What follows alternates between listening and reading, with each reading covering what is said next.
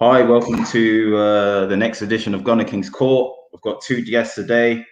Right Honourable Gentleman, Mr. Canners and Gumza. If anyone saw the Gunslinger show yesterday, you'll know it got pretty heated. So we thought we would continue this. Yeah. I'm on best behaviour. We had to bring a referee in. And it's all love. I think that's what it is, to be honest.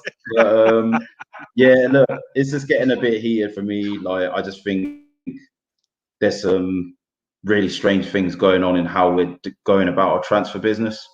But yeah, like, we'll get into that through the show, basically. But yeah, like, obviously, look, the first thing that I want to really sort of go into is the story that probably people are speaking about the most today, or the two. So we'll get into the Ben White one first. So yeah, like it's being rumored that we are imminently readying a second bid for £45 million to further test Brighton's resolve. Reports are that they're looking for 50 million. It'll be interesting to know the structure of that deal, if a lot of that is up front. Or if we're paying in installments or whatever. Look, as I said, my concerns aren't with the player's quality or the potential that he has. The two things are, I just feel we need a bit more experience and leadership. We've got enough young up-and-coming centre-backs. And also my concern is, similar to when we bought Pepe, when we spent all of our money on one area when we needed to replenish other areas. My concern is that this 50 million might affect our ability to spend that much on a CDM or a right back or to get all of our targets. We cover at left back. People talk about a number 10. If Leno goes, a goalkeeper, even a second striker. I mean, like, effectively, some people are talking about us needing a player in every position, maybe two centre midfielders. So yeah, I mean, Gumza, what are your thoughts? I'll be honest. I was very, very shocked. Sorry, I'm echoing. Can you hear it? No.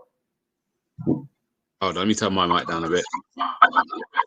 Yeah, sorry, I was shocked with the Ben White one. Going into the window, that was the one position I thought we didn't actually need.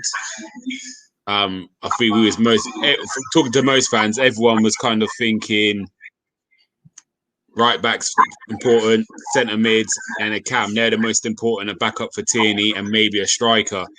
But in the wings and centre back is where I think we've got the most kind of solid structure and we don't need much work on. I think you can't deny Ben White's ability.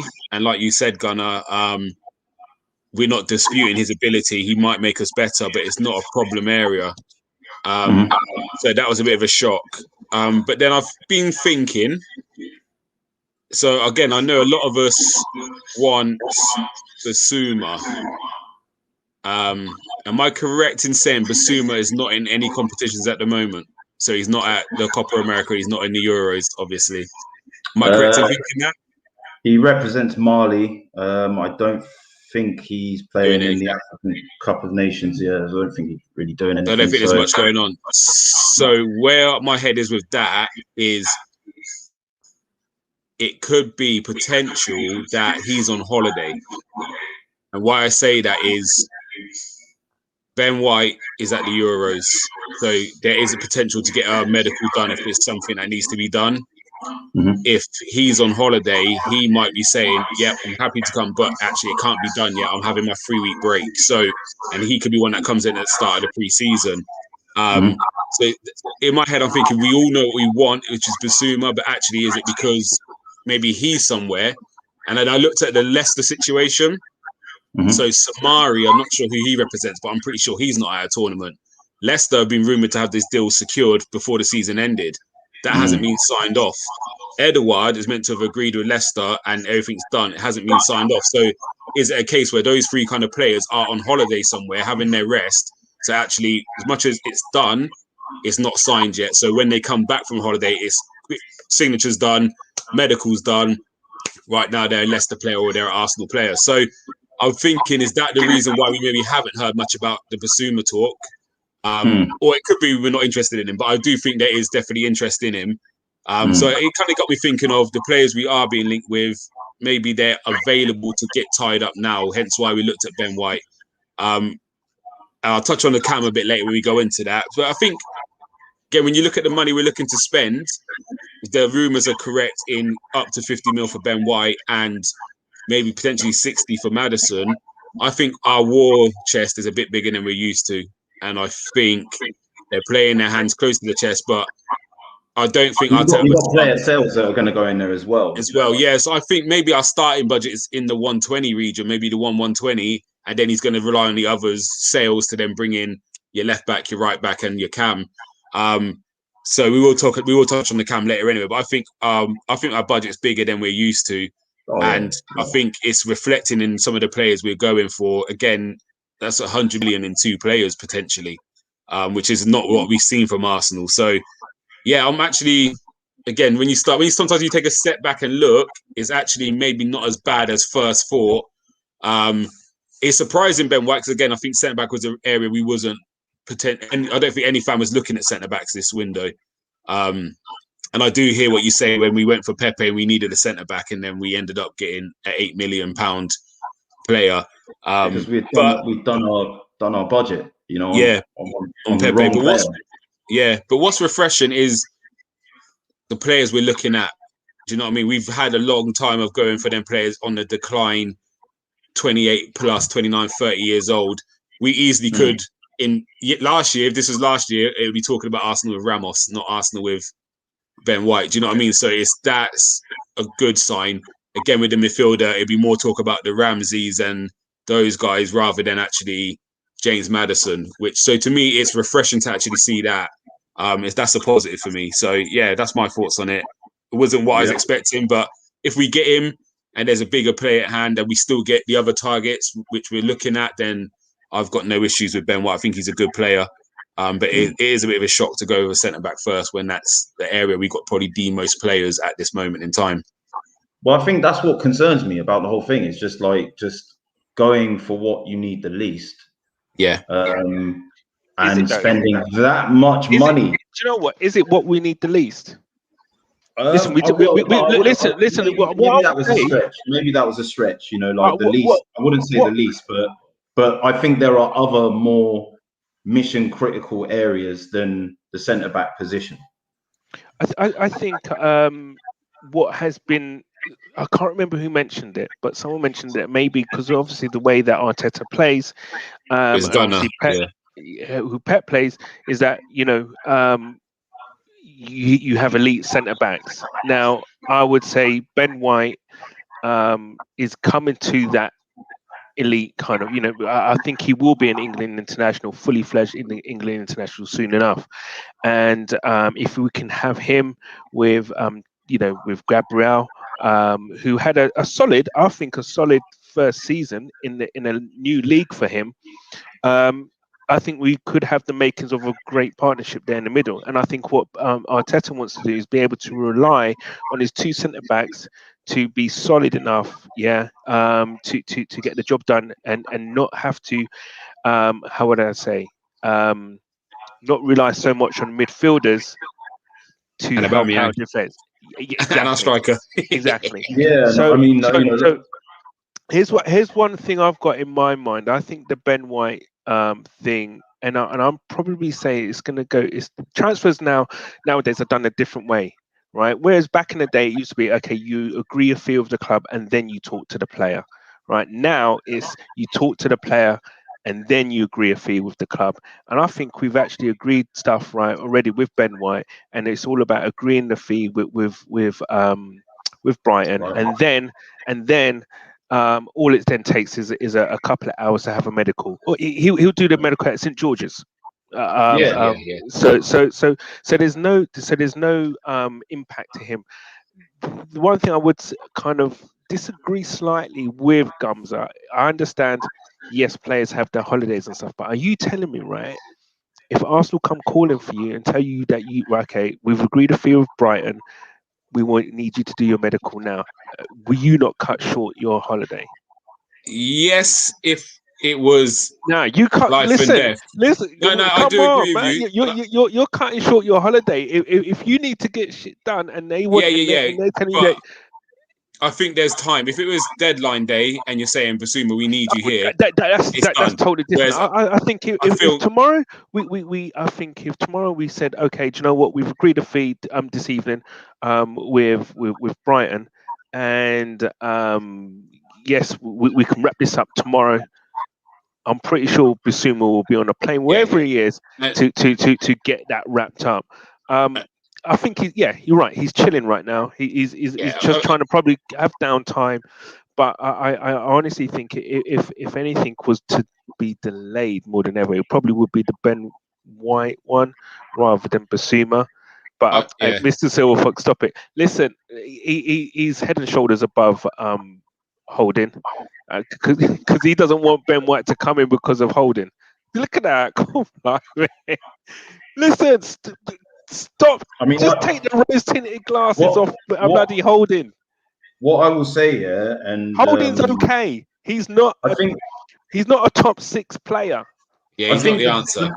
the main thing, right? The main thing I think where there is a case for needing a centre back is not the personnel; it's like the system.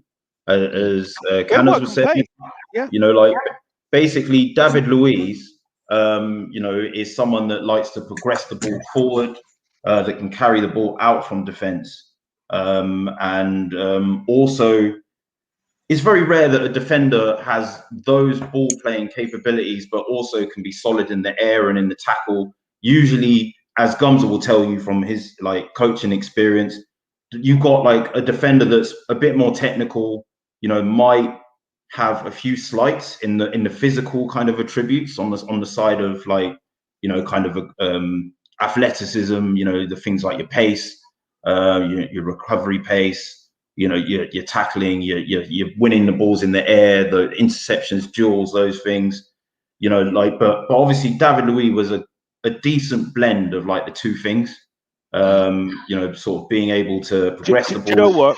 you know, having the technical ability to pass the ball out, Yeah. but also that kind of robustness, you know, so I think maybe what he's looking at is, you know, obviously with David Luiz going, who can fulfill that role? You know, Who can obviously play? Holding's probably not as good at playing the ball out from the back. You know, probably one of the worst defenders that we've got in that area. And I've got a few interesting statistics to look at that. Like, that's not his main attribute. Do you know what I mean? Like, for me, No, I'm just waiting for Silver Fox to pop up. I'm just waiting. No, he's gonna pop up, can I you know. just retort to Mr. Silver Fox on something? Right. Yeah, Sorry. Listen, the first line there, that is our problem. If Holding's been our best centre back, then we have a problem. Done. I agree with yeah. that. I mean, look, I Nothing kind of against the agree guy with either. that. Nothing against him. Nothing against him. But if he's been our best centre back, there's a problem. Because I mean, to me, and I'm doing the eye test, nothing about stats or whatever. Nah. If he's our best centre back, then there's a problem. we can definitely do better, but I think it's gonna have to come, like, if we bring in Ben White, I can't see how it's tenable to keep all the centre backs that we've got on our books. Yeah.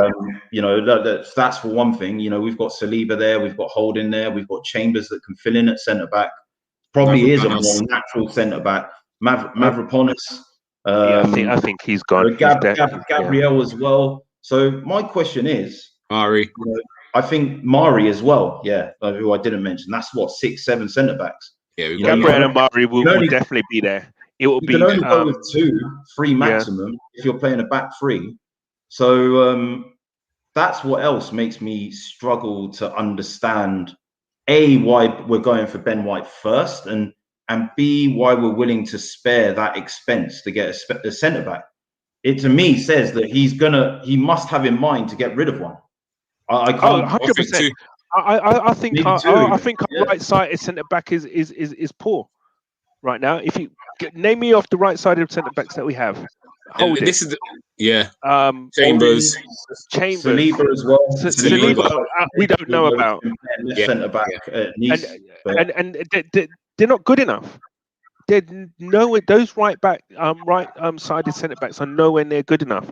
Our left sided is okay. I'm happy with Mari and Gabriel, but Yeah. our right sided is not good enough, and I think that's what he's trying. Do you know what? We The thing probably is, missed the more trick. to the We point, probably more to the didn't point, realize the actually we profile do of all of need. those centre backs. No one's taking the ball out from the back. Yeah, No and one. I think part of the problem is we kind of everyone would have said from the start, from when the season ended, what would you be your back four? We've all thrown Saliba in next to Gabriel. Nothing against Holding again. We all agree he's had a good season, Yeah. but we've all kind of said, right, put Saliba in. And actually, Arteta's seen him. Arteta will be watching video of him in playing for Nice. I mean, Silverfox be sending us clips and saying, I don't think he's ready. So if, do you know what I mean? If Silverfox is getting that opinion of him, maybe Arteta's getting the same and saying, actually, the left side's looking quite strong with Tierney and Gabriel or Tierney and Mari. That's strong. Our right side is what's letting us down. And again, it's easy to defend against us because they would have set traps. They would say, right, block off Arsenal's left side, make them go down the right. And also then we can't progress the ball. So that's why then you see Leno start saying, get on the pitch, we're kicking it. And we're not set up for that. So I think actually maybe we've been short-sighted in thinking we got 6 centre-backs. We got Saliba coming back. He's the main man. And actually he might not be ready yet. So King, get that one back up again with is it from Charles? The previous chat. Well, yeah. So I'll get the previous one up first, but I just want to read both of his in context. Arsenal going for him because LFC was scouting him. 3 seasons. We're going to bid for him last summer. Look. I'm definitely aware that the interest in him was very high. Back from when he was on loan at Leeds. After that breakout season, even before he played Premier League football at the beginning, like last summer, clubs were swarming for him. Bielsa wanted him bad. Yeah, Bielsa couldn't afford him. Yeah. I mean, it was just one of those situations. So, look, I mean, for me, and I actually I've started a Twitter poll on this, and we're going to revisit this tomorrow. Can I just say, the more we talk about this, the more I actually feel that we actually need Ben White. Yeah. I think this is the thing with Arsenal staying where we are, and actually Arteta improving the team properly, because I think sometimes we look too much at the squad rather than that 11. The 11's not good enough at the moment. So what he's probably thinking is, I don't want to improve the backup or one player. Like you said, Liverpool bought Konate. Yeah, Liverpool bought Konate. He might not start ahead of Gomez and Van Dijk, but he's not there. They've got a solid 11. Arteta's probably looking at 11 saying, I need to improve this 11 before I worry about third choice. Essentially what we need. There's 2 ways you could kind of look at it, right? Like we've got 5 or 6 centre backs, so we've got centre backs. Yeah, but they're not good enough. The centre backs we have are not good enough.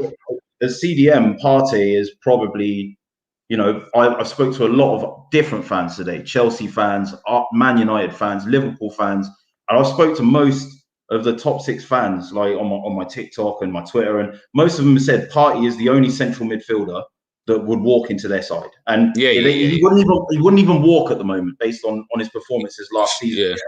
Like so you're looking at that position. That pedigree. We know that if we get him playing, he will walk into any team in a Prem. Yeah. But my point is, if you want to play a double pivot with only him there, that's not an option, is it?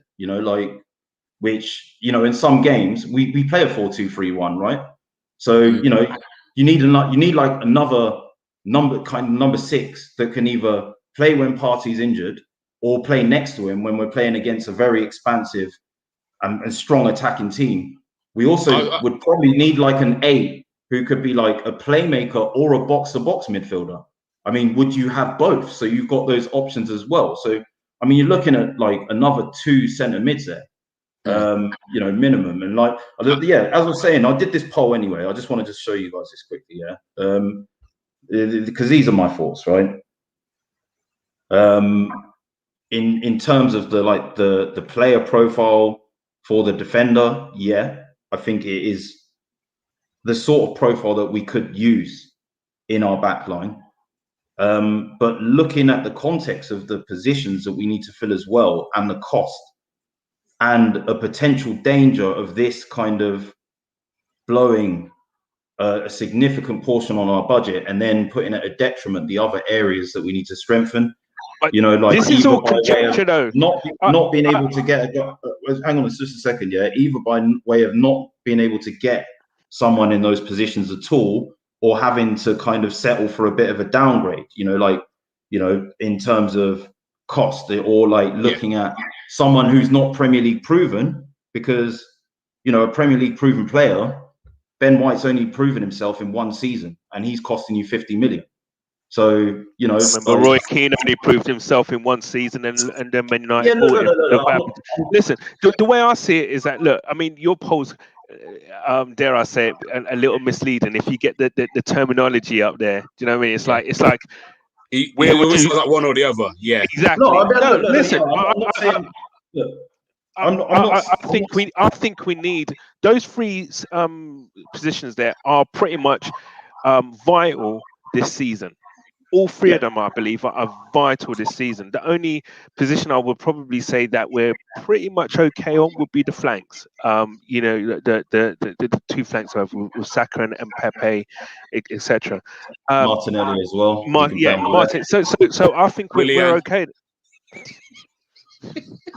So I can't help myself. You know me, I can't help myself. I can't help myself. Ooh, God damn. God damn. So I said it, and I see you two nod, and then you realise what I said. I thought he was talking Black Eyed Peas or whatever. He's going to play a tune or something.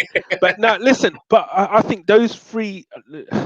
If it was one or the other, if you can only have a CDM or a centre back, then I would say CDM, because right now we've got no one in that department right now. However, I think for the surgery that we need those three positions to be filled by players who are better than what we have. And if we have to spend that money to get better than what we have, then it has to be done. I believe actually that last sentence, I just want to just hone in on that. That's the if.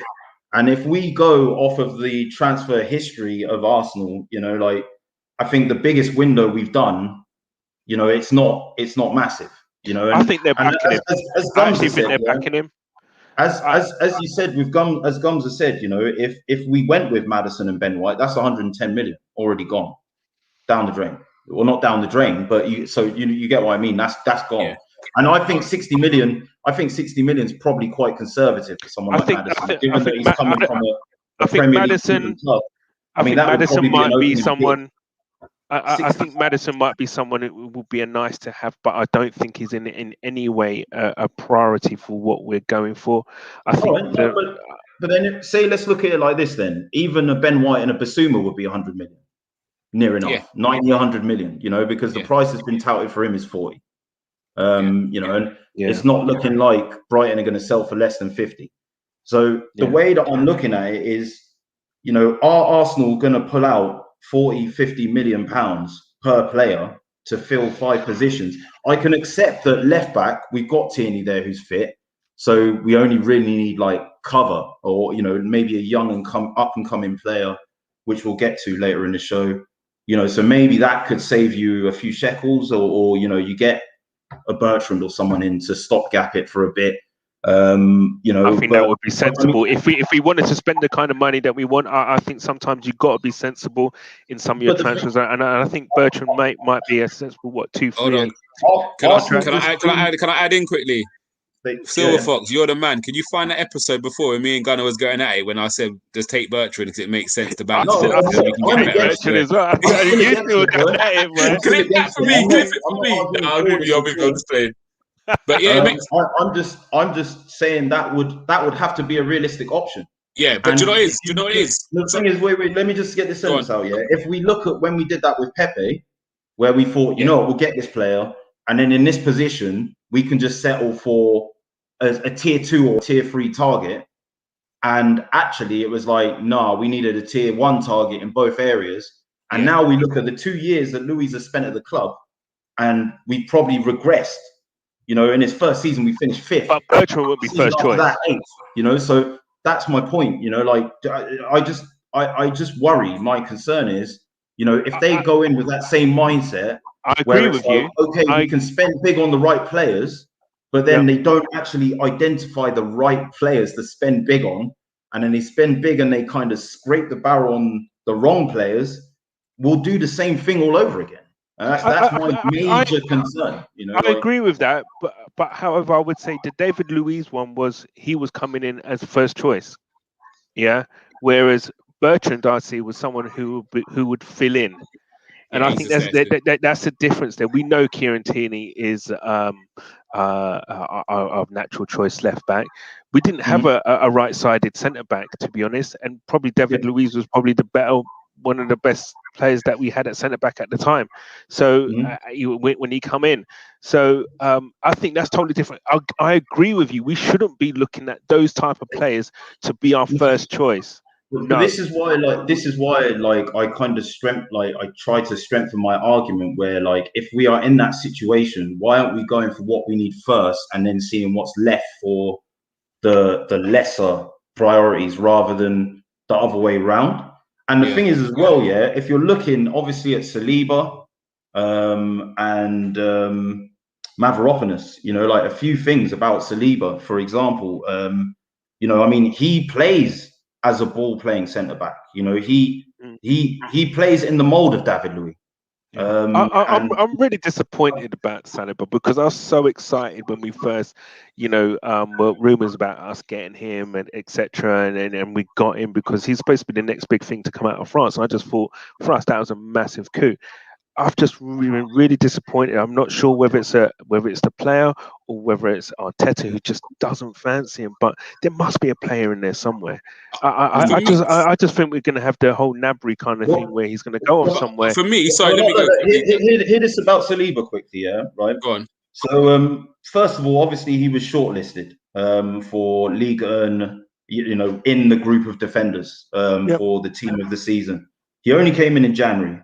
He plays on the right side, but for them, with Todibo, he obviously played on the left-hand side centrally. So he offers that versatility decent as well. And and the thing is also, if you look at his numbers, obviously he's 6'4", so he's not short. Powerful. Numbers wise, when compared to his fellow teammates, only Mavropanos, who was making 4.61 complete progressive passes forward, was making more than Saliba, who was making 4.55 passes that were progressive, not just into the midfield, but into the final third. These are final third passes. So, if you look at their distribution and what Arteta is wanting from a centre back and what Ben White does, which is these things, these two centre backs have been doing that on loan. They've demonstrated that they are able to carry out these functions. Out of possession, Saliba is averaging 1.7 interceptions per game. That's decent. That's ranking him in the sort of 81st percentile. I think in the top 80 odd percent. Across Europe. And obviously his ability and his will to intercept the ball is what his defensive strength is built on. That anticipation. I think another thing as well, that I was reading this article, my friend Igal sent it to me. It says he also favors a more aerial route. So a common pattern in Nice's play building up the ball was at least have one of the fullbacks occupying the wide channel, staying really wide. So if you imagine that's what Tierney's doing, playing that diagonal pass out from the right-hand side or from the left-hand side. Saliba completed 81.9% of his long balls. Damn. The 20-year-old is very accurate in his execution, consistently finding his man in the space. And Mavropanos isn't that far off either. I haven't got the exact figure here. Mavropanos is left-footed though, isn't he? Yeah. Is he? No, or is he right? He's right. Okay, sorry. Maybe I'm thinking, I think the article does draw on, and I think Tony has also spoken a lot about Saliba's weaknesses in the air, where he's only winning 61.4% of his aerial duels. It has been a weakness. I'm not going to lie. I think that's where I'm with Tony. There has been a few goals that he's demonstrated to me that have come from a poor execution of trying to jump and meet headers, where you can mistime it at times. So true. Yeah. That might be a concern. whether he can do that at Premier League level. So let me just jump in. I do want to see Saliba stay at Arsenal. But if you remember a few weeks ago, I said it might be Saliba just needs to go Newcastle and play for a season. Look, I think Mavropanos will be gone if we're looking to sell, which might be quite sad to see him go because he's never got really given a proper chance and he looked okay. But again, we don't know. He's looked very good at Stuttgart. Again, you know, he's been very, you know, highly regarded by, you know, the people in Germany. As I said, my girlfriend's partner, he's a diehard Frankfurt fan. And, you know, he's literally WhatsApp messaging me just being like, what's your boy doing out here? Like, he should be back there, like, sorting out your back line. I mean, your girlfriend's brother? Yeah, my girlfriend's brother-in-law. Okay. Okay. So, yeah, like her sister's husband. I thought you said your girlfriend's partner. I was going to say, wait a second. Yeah, I just think, obviously, it seems like, because Mavropanos is quite similar as well, in that he does play the ball out from the back. He wants to dominate as well. Yeah, he seems stronger. He's very aggressive. I liked him. He seems well balanced as well. Like what I was saying about the more physical attributes needed of a centre back to be. I'll be honest, and I'll be honest. His awareness, like they all seem pretty good. So I just would have liked to have seen them been given a chance. And I agree with you, if we've got a half decent budget, I wouldn't be against having Mavropanos come in as your backup. You then almost sell Holding in Chambers, and then you loan out Saliba, and you get in Ben White. If we had the budget to do something like that, I would have no issues. And then Mavropanos has a season to prove himself before Saliba comes back. Or again, if Saliba doesn't do it at Newcastle, then you can say actually. But you know what? Though we've got to remember we need the English quota because obviously we're not part of Europe anymore. Yeah. So the thing is that we need to ensure that we have the English quota of players. I can't see him getting rid of both Chambers and Holding. Yeah, I think Chambers will stay. I think because the option of right back. But again, you never know you never know what they're thinking. As I said, they've surprised everyone with what they've been doing this 100%. Window. So we never know what the talks are in the background. The only thing that's come out of a bit of concrete is Guendouzi and Xhaka. They're the only two things where I've got a bit of concrete behind them. Everything else, I think, is up for discussion, isn't it? We still haven't heard anything about Lacazette and his contract, or if he's staying. He's on holiday and he's just leaving it to his agent. And this is what I was saying with the Basuma thing. I think it's going to be a few weeks before we hear about a few of them. I think the guys in tournament football you might hear more of because you are able to go to the England camp and get a medical done, or go to the Spanish camp or the Italian camp. So I think we're going to hear more of those players. And then will be in contact with them, and they'll be easier to get in contact with because they're still training. Yeah. And you can secure it. Do you know what I mean? Small nowadays. The world's a different place. The world's small. Technology kind of allows you to get things done. So, I mean, the last thing I'll say on this though is the one encouraging thing about it might be that if they're going for Ben White, they realise what I realise, and they know that they're going to have to drop 40, 50 million on all of these positions, maybe bar left back, where they can maybe scrape the barrel. I think it's going to happen. I really do think that the CDM, centre back and a right back, we're spending some dough. I mean, look, if there's two centre mids, like one that can operate as an 8, one that can operate as an 8 or a 6. If there's a centre back, a right back. The thing about number 10 is some people will say, oh, we weren't creative enough, so we need a number 10. But the thing is, I buy into the fact that because our defense had so many frailties in it, so much of midfield had to be geared towards supporting the defense. When you look at the starting positions of Pepe, the defensive duties someone like Pepe is being given, which Gums has often talked about, you need to let that player cheat, play right off the shoulder of the last fullback, play in between the fullback and the centre back, make those diags in between them, and only just have to get on the end and finish his dinner. That's it. Ben White with his pace on the counters, and Gabriel both got pace. And it's the same with Aubameyang and Lacazette. Being asked to kind of come deeper to get the ball, but also to defend. Defend and press high from the pitch. I'm not saying they don't have to not press anymore. No, we don't press. Only press in in really high areas, and then have the right midfielders behind them that can then kind of allow them to stay further up the field. You know, in order to press, you need of getting a number 10. Yeah, I still think we need a number 10, but it could be looked at like that. You know, sometimes it's not as simple as looking at my team's not creating enough. I need another creative player, or the creative players I've got aren't good enough. It's like, well, if you're asking the creative players to do a whole host of other things in addition to creating or scoring, then you are doing that at a detriment of them doing what it is they do best, right? Yeah, so 100%.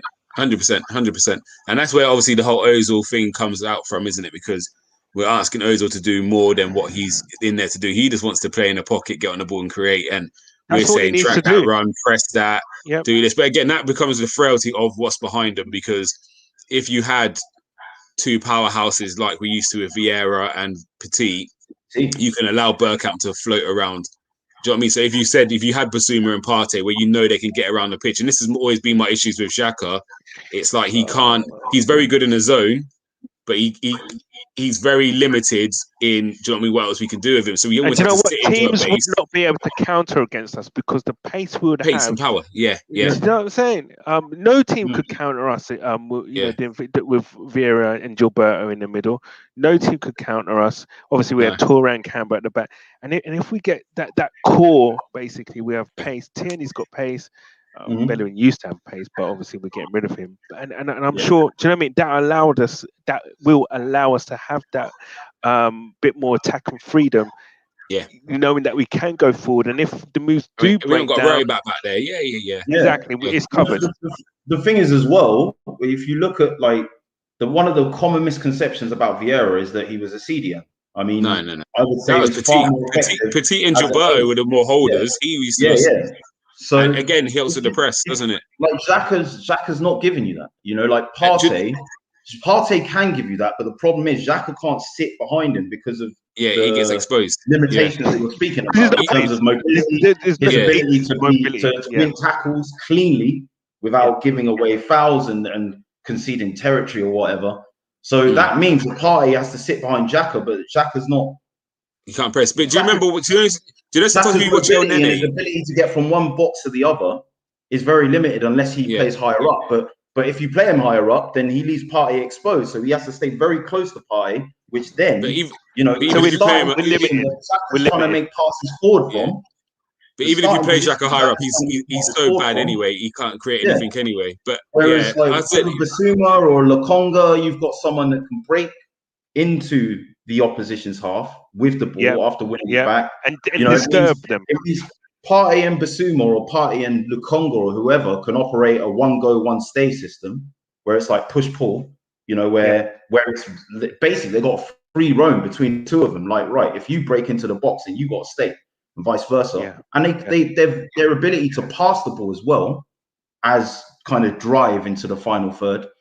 What that does is that means that the midfielders in front of them and the defenders in front of them have to break rank to close them down. And that's opening up spaces for your Smith Rowes, for your Pepes, for your Martinellis, for your Lacazettes, for your Aubameyangs. So that could be one way of, one altruistic way of looking at solving our creative problems, I think, is like not looking at it from a perspective of we need a striker, we need a number 10. It's like, if we got a more solid base, then release. Release someone else. On the subject of number 10s, though, I mean, I wouldn't go as far as to say we don't need one, because Saka and Smith Rowe, they can't play 30 odd games, but given their age. But obviously the other big story that we've got in the pipeline, is I mean, this would be fantastic if we could pull it off. We ask Basuma or Maddison. I mean, I think both. Personally, now, if it was one or the other, let's say obviously a perfect transfer would be both. I would have to say Basuma because of the fact that we've got your Smith Rowes, your Martinellis, your Sakas and your Pepes, that can operate in the wide and the number 10 position. Couldn't Maddison play with Partey? Absolutely. I mean, like Madison. People forget, yeah, that in earlier on in his Leicester career, he was actually playing as an advanced 8 in like kind of a 4. You know, like he's played as an advanced 8. He's played as a 10. He's played, you know, both wide left and wide right. And I think when you've got that versatility, you could probably play higher up as a second striker as well. You know, it's not, you know, I think not beyond the realms of possibility. You know, definitely I'd say number 10 is his best position. Yeah. Yeah, I think Basuma, for the argument that we've got less players that match his profile in the team than Madison's, but Madison's is an upgrade on the number 10 we got, and he's got that experience as well. Decent. He's decent. Full stop. Free kicks, dead balls. He's decent. I mean, I'd take Madison, and I think if it was 60 million and we could get it done, I think do it. If they were looking at, I'd actually put him ahead of Odegaard, in terms of what he could bring to us. So yeah, I mean, if we can get Madison done for City, I can't see it happening. This one looks fanciful, but it'd be nice to dream, because Madison's decent. But the question is like how attractive are we? Okay, you know, how attractive. This is the thing with Madison. To Madison, let's say to Madison, how attractive.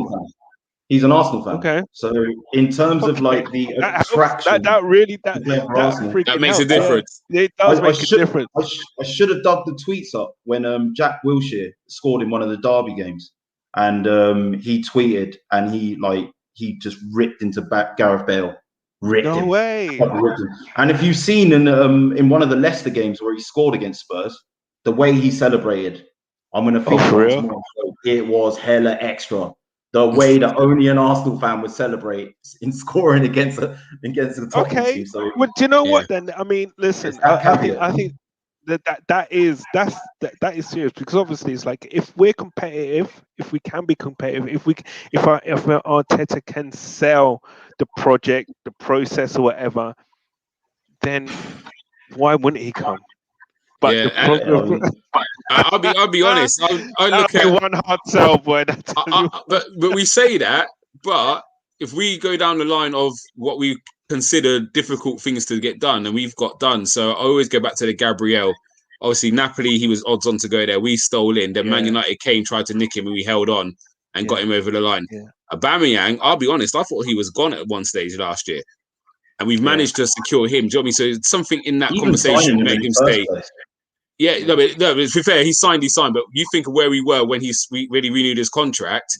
That didn't look likely he would stay. Partey, Atletico Madrid in the Champions League, and he's come down to UEFA to play for us. Even you go to Balogun, who looked like he was odds on to leave, and he had all these problems. He's still signed. Sorry, Gumza. Listen to this guy's cheeky, isn't he? Flipping it. Sorry, I had to put that. I saw that. That was his cheek. That Solo. Yeah. Listen, mate. Nah, none of that. That's cheeky. What's going on there? I think the project's interesting at Arsenal, and I think we can get players. I think we're still attractive. Like we are. And I go back to the Buendia situation. So I see a lot of people go crazy about it. I see a lot of Arsenal fans are going crazy. I've got Liverpool fans saying you couldn't attract Buendia, and I've sitting there, and again, I do sometimes overanalyze, but part of me thinks it's football. So this is my personal opinion. I don't think Buendia was our main target. I think Odegaard was our number one. I agree with you. No, and you're shaking your head, but this is my stance on it. So if he was, we would have gone up. And I believe so. What's happened is the agents probably come to Arsenal and said Aston Villa are ready in a bid. So if you want him, you need to come. So I think Arsenal then said, right, do you know, we'll throw 30 million.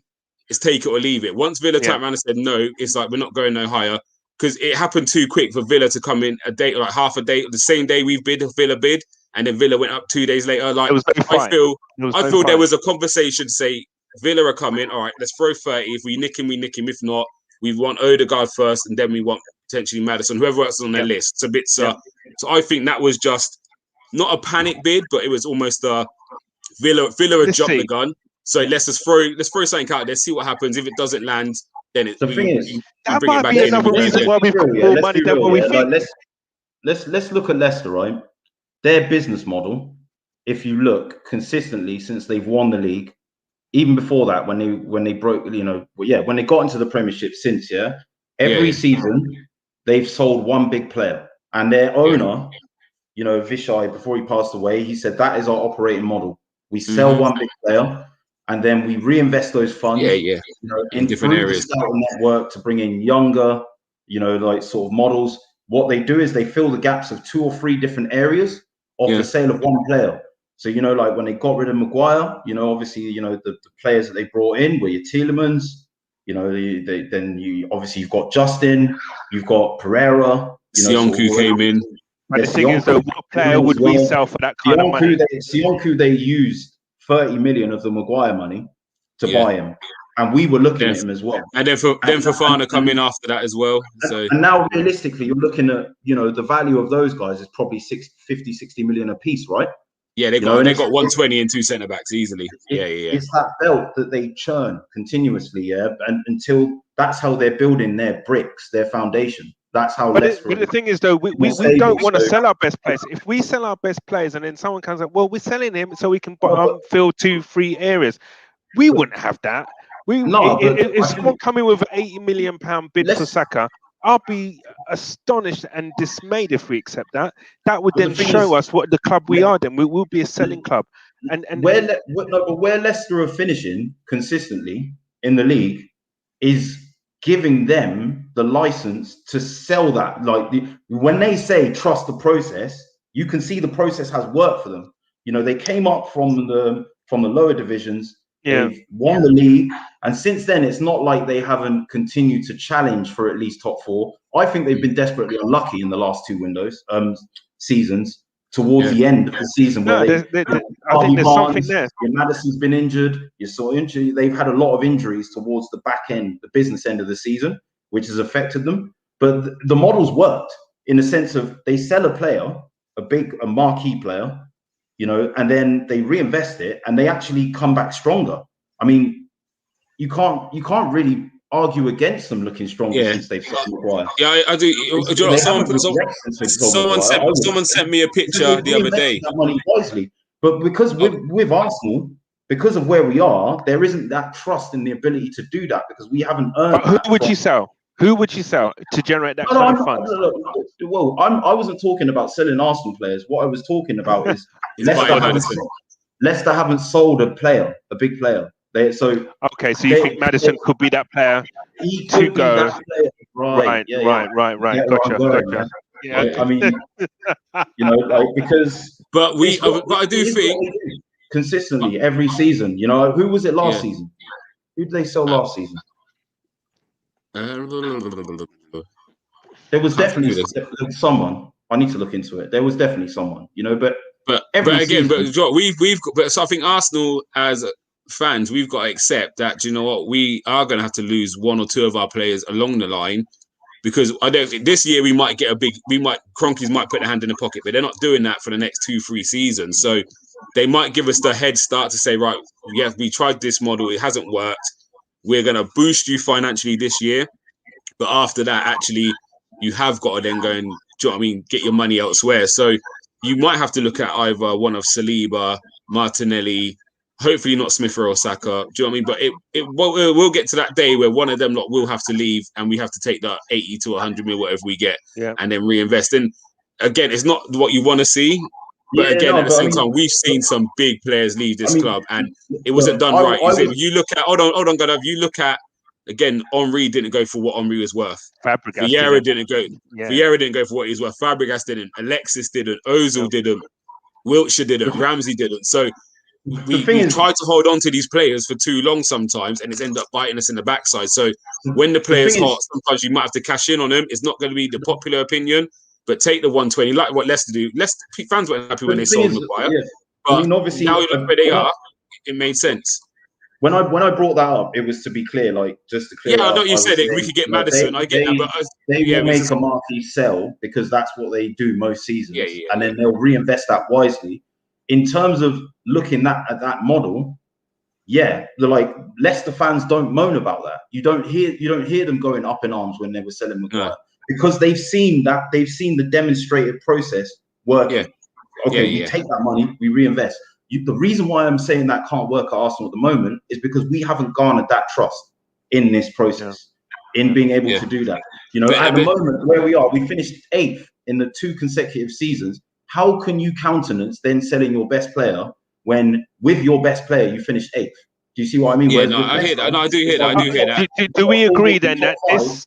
So I think what I was saying with Maddison is that, you know, I was answering the comments and basically saying that could actually be the mitigation, along with him being an Arsenal fan, along with the fact that, look, no disrespect to Leicester, they've won 5 trophies in their history. They won their first FA Cup this season.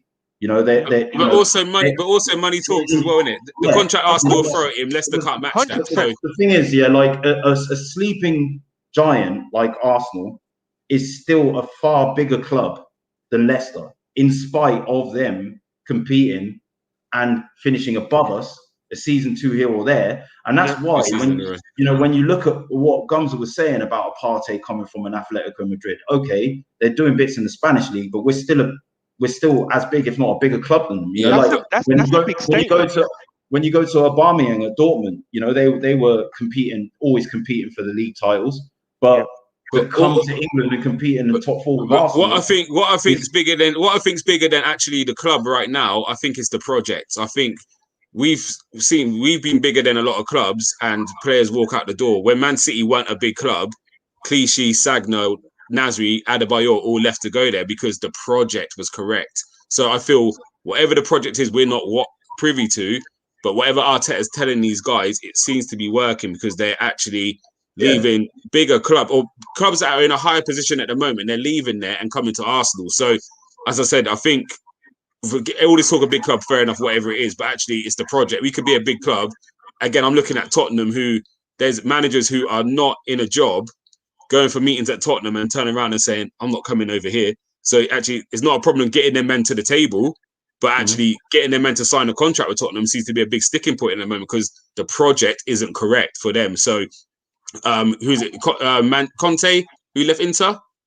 Yeah. He's just won the league and he's not happy with the project and the direction the club's going in. He's walked out on a league-winning team. So I think bigger than the club, the size of the club, whatever it is, the project's got to be right. And I think at the moment, whatever they're sitting down and telling these players, I think people are buying into the project because, again, you look at what the dealings have been, it's starting again. We're clearing out all the older players, all the rubbish. We're only signing players who are 25 and younger.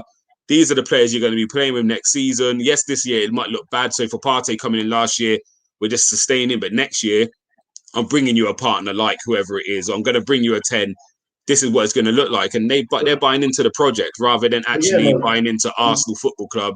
I mean, as what it is. You know what I mean? I've been really like triggered by loads of people saying, like, you know, obviously Solo came in here, you know, from the United agenda.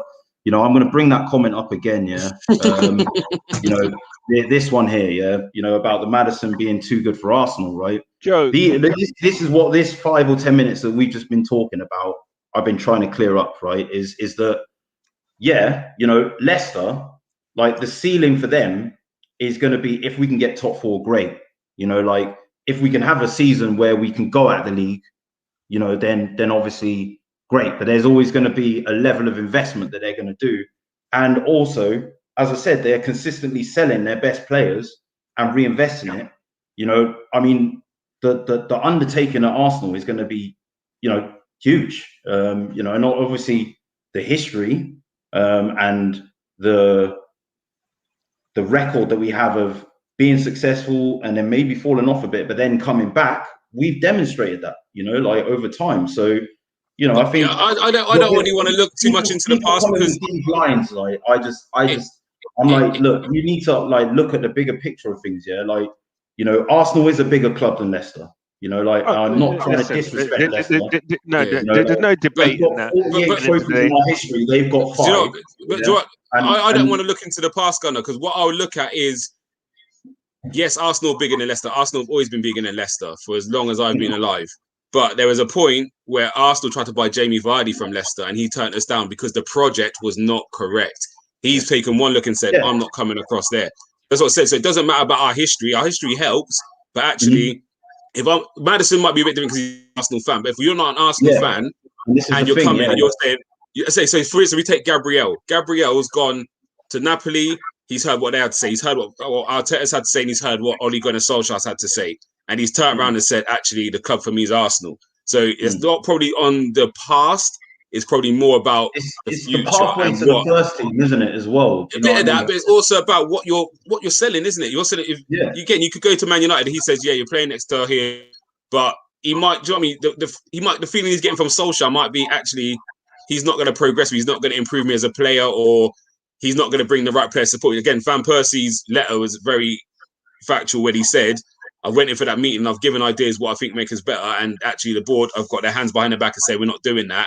I can't stay here for that. And that was the project, and that was the whole Vardy. Do you know what I mean? That time there, we wasn't moving like we had any thought. It was just buying any kind of player to fill a gap. When we're getting beat, then let's go into the transfer market.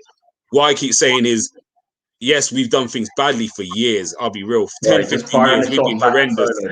Yeah, I see him. 10, 15 years, we've been horrendous. But actually, this is Edu's second summer transfer, and the first one he had a lot of rubbish to get rid of. Like the position he was in was a massive job. So again, I don't think Arteta's job was ever really at risk, because the project was this year you got a free hit, see what you like, see what you don't like, but you need to clear all of this, and then we'll give you the money. Now we're, do you know what I mean? You sorted out, and a bit like what Ollie's done at United, where he sorted out a lot of problems they had. The next manager comes into Man United, the next manager comes into Arsenal is going to be in a lot better position than Emery was when Emery come into Arsenal. 100%. And I think that's the difference with the projects. Arteta hasn't come in and said, I'm going to make this team we got now, I'm not going to do much of it. I could make Champions League. Emery said that. I work with what you give me, I'll make Champions League. Arteta's come in and said, if I'm coming in, I need to get rid of this. This is how we play. Again, and that's how we go forward. And I think the board trusted Emery to start with and said, all right, try and get us there. Once Emery couldn't do it, it was actually, do you know what, we've got to go a different direction and bring a young man in to now try something different. And I think that's where we're at, and that's why we're attracting certain players who shouldn't be coming to our form. Maddison can be sold on Arsenal. You know, like I'm not going to sit here and say, you know, we signed Partey. Of course, we can get Maddison. Yeah, you know, like, and maybe for him, from his perspective, it would be good for him to see people coming in, to see that ambition, to see like these problem areas being filled. Maybe that's what needs to happen first before he actually says, you know what, I see what you're they're doing. The right thing. Yeah.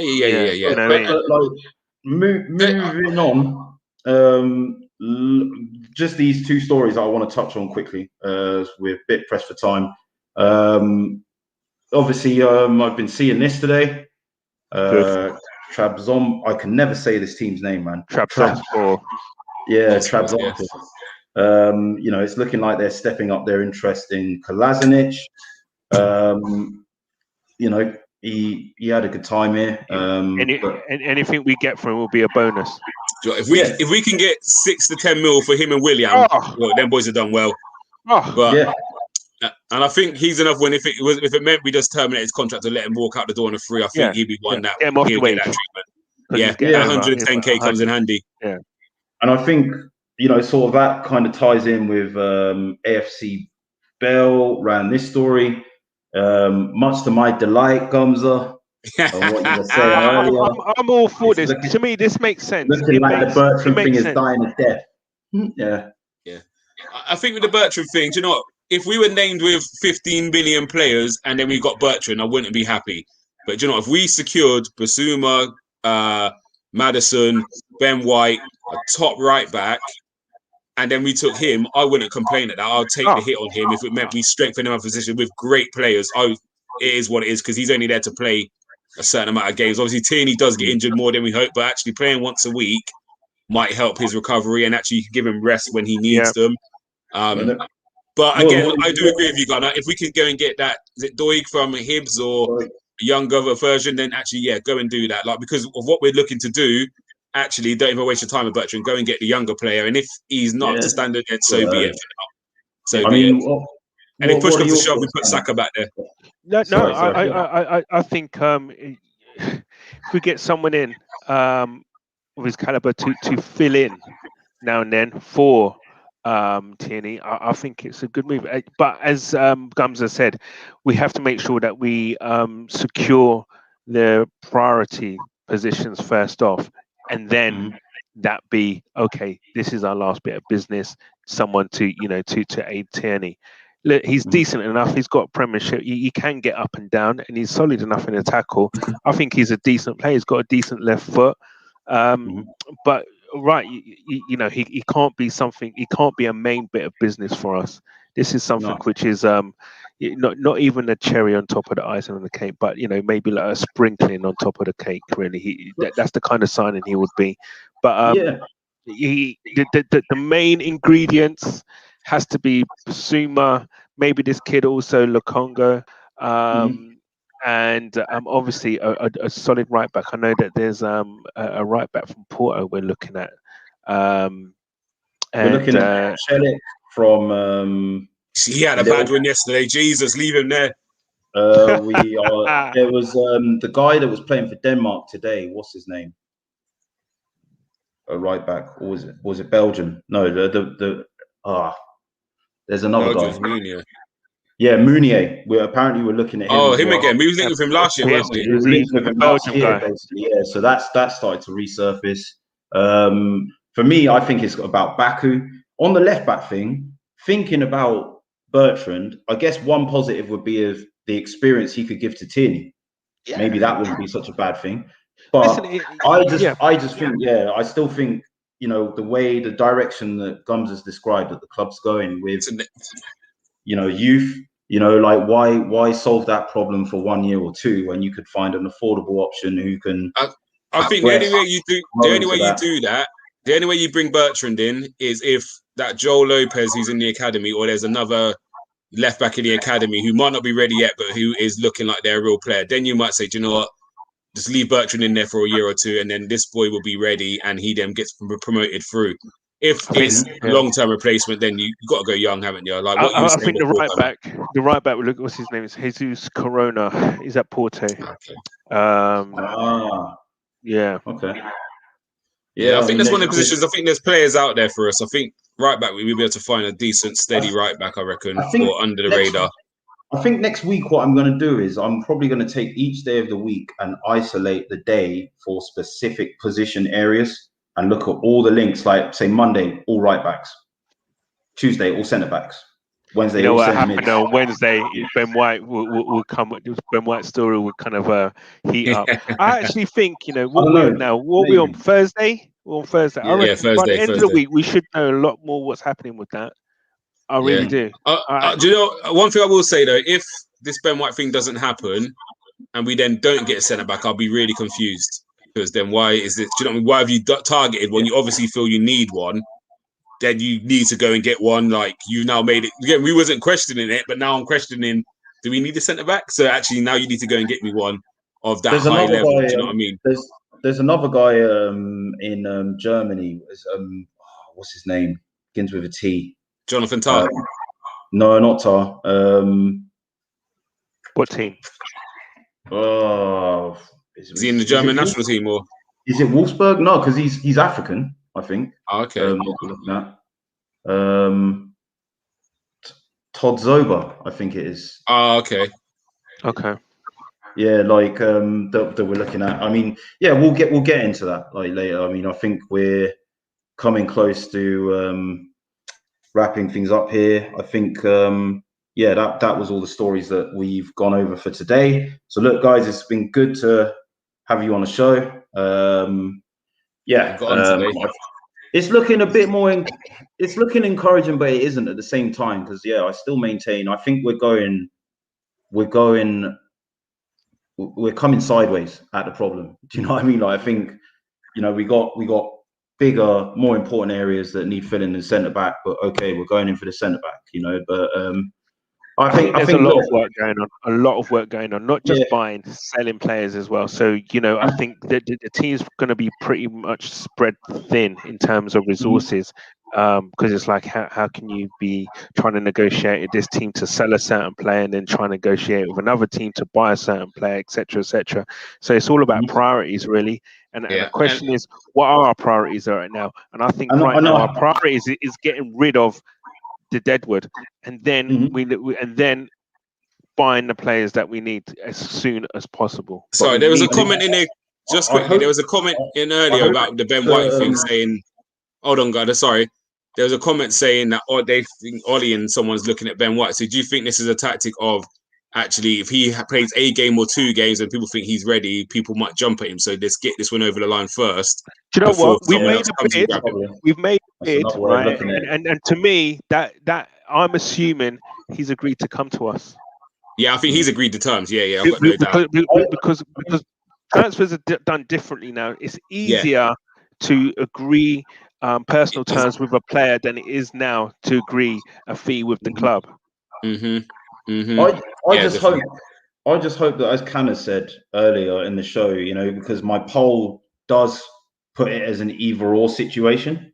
You know, like if we spend 50 million on this, we're not going to spend 50 million on that, and so on and so forth. And look, I'm only going off of what I've seen on how done in the past business. You know, like of course, you know, when we got Pepe, it was like that was it. where our load was blown, and then it was like, oh shit, all eggs in one basket. And we didn't expect whatever, like it was 70 million up front as well. It was only 40 mil. We still had no money left that season. Yeah, the rest of the money is spread. The rest of the money is spread over the lifetime of his contract. So it was 24 million up front, and then equal kind of payments for the next 4 years. So even though we so we go actually take that from our budget, right? We still. In spite of that, we still then didn't think, well, we've left 70 odd million in the kitty from not paying that up front. Yeah. Maybe we could apportion that on a centre back. We've gone, nah, well, that's still going to have to come out somehow, and we've got to worry about that further down the line. So we'll only spend 8 million on David Luiz. So that's why I put it like that. But I hope I'm wrong and they go, okay, let's go all out. I think this is going to be Arteta's true window, simply because he knows the players that he wants. He knows the players that he wants to get rid of. So let's see what happens, because I think this is his first big proper summer window where he's had a whole year with the team, and he's managed to kind of, he knows the player he doesn't want there, and he knows the players. And he's already culled 8 players last season from last summer. So last summer was clearly about getting rid of players. And you got to remember, last year was COVID as well in the heights. Do you know what I mean? So we don't know what situation you'll be in. So I think those things played a big part last year as well. 100%. Just quickly before we go, what's your thoughts on Smith Rowe? You think he's signing? He'll sign the contract, man. He'll sign the thing, man. That's why yesterday I weren't stressed. Honestly, this is what I said yesterday, yeah? Bellingham, as you said today as well, was probably, as far as I was concerned, I thought this guy's gone. He would have signed it by now. And I think if we could have pulled it out of the bag for someone like Balogun, who, he finished his 9 years old. Not only that, do you remember when Saka was? You know, I was going to say that Liverpool. Saka. And he said no to Liverpool. Come on, man. I mean, but as I said to you yesterday, Chris, to me, it's all, as I said, it's all agents. Agents do what they got to do. So to push up there. Yeah. So what he'll be saying, he'll be going to Villa saying, if you're interested, boy, he's got 1 year left. Go and test the water. He then goes back to Arsenal and says, yo, Villa are hungry and they're offering this. I need the money. And you see it all the time. The thing happened with Balogun. And what I liked about the Balogun one was his club, his agents were coming out and saying there's 20 teams interested. Some teams are offering more money. Some teams are offering first team football.